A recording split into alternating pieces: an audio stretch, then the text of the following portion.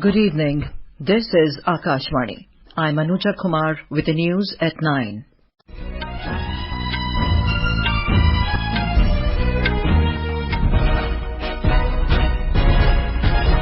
The headlines. Government says country set to achieve 6.5 to 7% GDP growth in the current fiscal. Leaders hold back-to-back rallies in Jammu and Kashmir and Haryana as campaigning for assembly elections goes full throttle. Mysuru Lokayukta police files FIR against Karnataka Chief Minister Siddaramaiah in MUDA scam case. Israeli Prime Minister Benjamin Netanyahu addresses UN General Assembly, says his country is yearning for peace. In Indonesia, 15 workers killed as an unlicensed gold mine collapses in West Sumatra. And in Macau Open Badminton, women's doubles pair of Treesa and Gayatri Gopichand storm into Semifinals.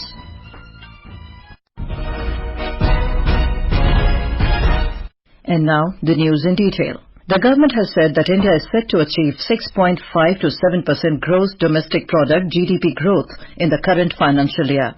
The Finance Ministry said in its monthly economic review for August that the economic momentum continued in first quarter of the current fiscal year, supported by over 5% growth in all major non-agricultural sectors. The report released yesterday also said retail inflation driven by softer food and core inflation remained moderate at 3.7%. The review reflected that the outlook for inflation trajectory remains positive. Food inflation will remain milder in the short term, supporting rural incomes and demand in absence of climatic shocks. Campaigning is in full swing for the third and final phase of assembly elections in Jammu and Kashmir and single-phase polling in Haryana. Polling for the 90 assembly seats in Haryana will be held on the 5th of October. Poll campaign in the state has also intensified. Senior BJP leader and Union Minister Amit Shah today addressed 3 public rallies in Ambala, Kurukshetra and Rewari. Mr. Shah appealed to vote for BJP candidate Santosh Sarwan from Mullana constituency, Asim Goyal from Ambala city and Pawan Saini from Narayangarh Assembly constituency. Acting Chief Minister Naib Singh Saini was also present in the public rally. Mr. Shah alleged that during the 10-year rule of Congress in Haryana, the lands of farmers were looted and favoritism and nepotism prevailed in the name of giving jobs, but in BJP rules, the jobs were given on merit. Mr. Shah cornered former Chief Minister Bhupendra Hooda on the pretext of Congress MP Kumari Shelja. He accused him of having an anti-scheduled caste mindset. Mr. Amit Shah said that Rahul Gandhi wants to end reservation, but as long as the BJP government is in power, reservation will not be allowed to end.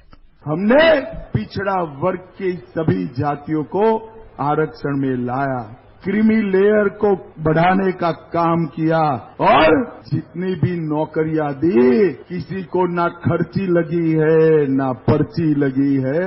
Bahujan Samaj Party's National President and former Uttar Pradesh Chief Minister Mayawati and Indian National Lok Dal's General Secretary and former MLA Abhay Singh Chautala addressed public rallies in Prithala Assembly constituency. All India Congress Committee General Secretary and Sirsa MP Kumari Shelja addressed a public meeting in Kalawali in support of Congress candidate Shishpal Keherwala. She said that farmers, labourers, traders, employees, women, unemployed youth are troubled by the BJP rule. She alleged that the BJP government is misusing the Enforcement Directorate and other agencies for political purposes. She also addressed a public rally at Dabwali. Leaders of the Aam Aadmi Party and other regional parties are also canvassing aggressively for their candidates. In Jammu and Kashmir, BJP's senior leader and Union Minister J.P. Nadda today addressed a rally in Kathua of Jammu. He lauded the peaceful Jammu and Kashmir Assembly elections, stating that the people of the Union Territory have chosen ballots over bullets, emphasizing their commitment to peace and development.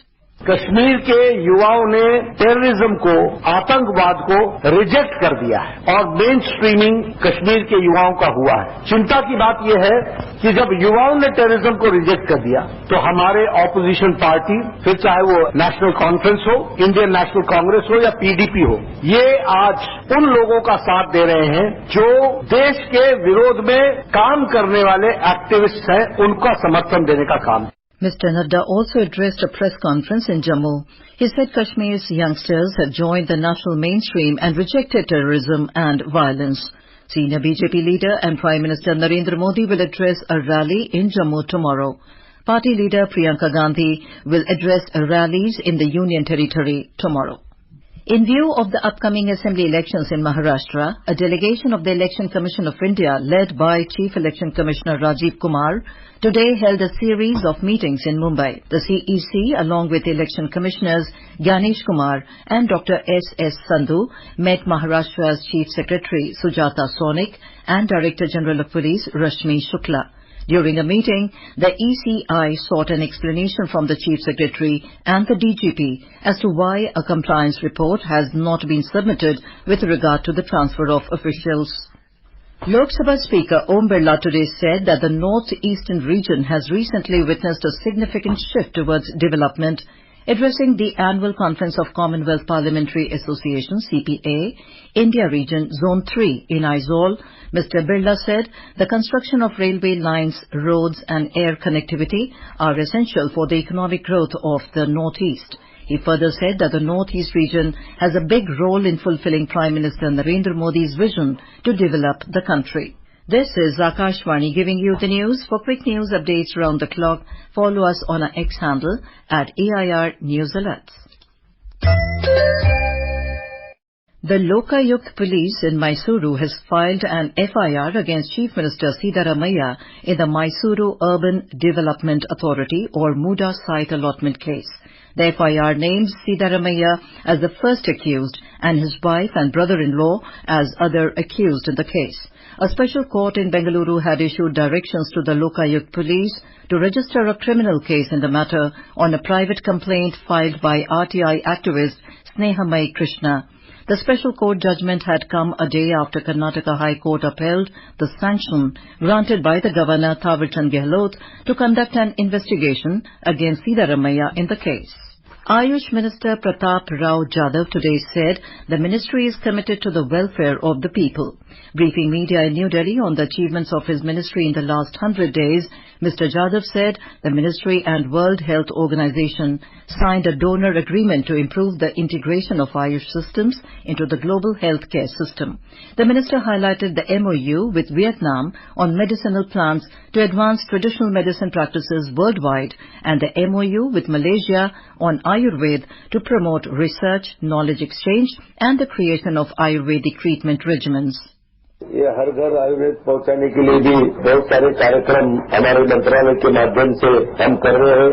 उसमें सबसे बड़ा जो कार्यक्रम हम launch करने वाले हैं वो है देश का प्रकृति परीक्षण। लगभग इस देश के अभी तो हमने टारगेट वैसा 1 करोड़ का बताया है, लेकिन 5 करोड़ लोगों का परीक्षण आयुर्वेदिक के माध्यम से हम वहां पर करने जा रहे हैं। The Indian Army is set to bolster its artillery firepower with the induction of more numbers of K9 Vajra, Dhanush and Sarang gun systems. The Indian Army is also in the process of inducting 555mm gun systems to include advanced towed artillery gun system, mounted gun system and towed gun system. Briefing media in New Delhi, Director General of Artillery, Lieutenant General Adosh Kumar said Indian Army modernization and capability development plan is aligned to Atmanirbharta drive and is based on the principle of modernization through indigenization. Highlighting the challenges posed by the ongoing Russia and Ukraine conflict, Lieutenant General Kumar said Indian Army is enhancing its operational preparedness to stay ahead of challenges and threats. Israeli Prime Minister Benjamin Netanyahu today addressed the United Nations General Assembly in New York. Reaffirming his country's commitment to peace, Mr. Netanyahu said his country is fighting for its life in the face of savage enemies who want Israel's annihilation. He added, Israel is forced to defend itself on several war fronts organized by Iran. Talking about the Israel and Hamas war, Mr. Netanyahu said a normalization deal between Saudi Arabia and Israel seemed closer than ever, but then on 7th of October last year, thousands of Hamas terrorists from Gaza burst into Israel and committed unimaginable atrocities. He emphasized that Israel is yearning for peace and it will keep defending itself unless Hamas lays down its arms. We don't seek to resettle Gaza. What we seek is a demilitarized and de-radicalized Gaza. Only then can we ensure that this round of fighting will be the last round of fighting. As for the hostages, I have a message for the Hamas captors. Let them go. This war can come to an end now. All that has to happen is for Hamas to surrender, lay down its arms, and release all the hostages. But if they don't, we will fight until we achieve total victory. There is no substitute for it. More from our West Asia correspondent.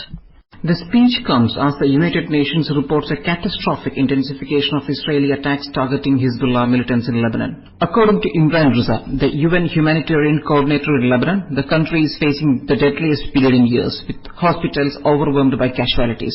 The recent escalation has left Lebanon grappling with a dire humanitarian situation. Hezbollah and Israel have been locked in a deadly exchange of cross-border fire since October 7, 2023, when Hamas, Hezbollah's Palestinian ally, attacked Israel. As the war with Hamas in Gaza approaches its one-year mark, Israel has shifted its focus to its northern front with Lebanon. Since Monday, Israeli warplanes have bombarded Hezbollah strongholds across the country, resulting in more than 700 deaths and nearly 6,000 injuries. This is Vinod Kumar for Akashvani News from Dubai.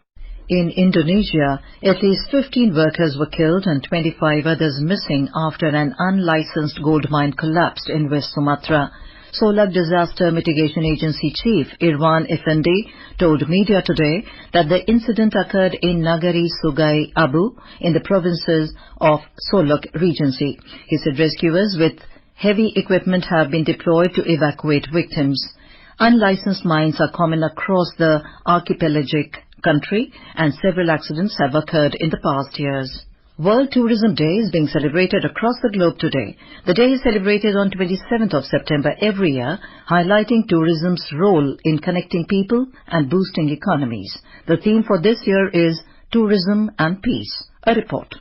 In an aim to realize the government's vision to make India a hub for tourism, the Ministry of Tourism has launched the Pariyatan Mitra and Pariyatan Didi initiative. This initiative aims to elevate the overall experience for tourists. Under this initiative, special emphasis is being placed on the training of women and youth to enable them to develop new tourism products and experiences like heritage walks, food tours, nature treks and homestay experiences. The ministry also launched an Incredible India content hub on its revamped Incredible India digital portal. This content hub features a rich collection of high-quality images, films, brochures and newsletters related to tourism in the country. It will provide a one-stop digital solution to enhance the travel experience for visitors to India. With Pallavi Parmar, Bhanu Pratap Singh, Akashvani News, Delhi.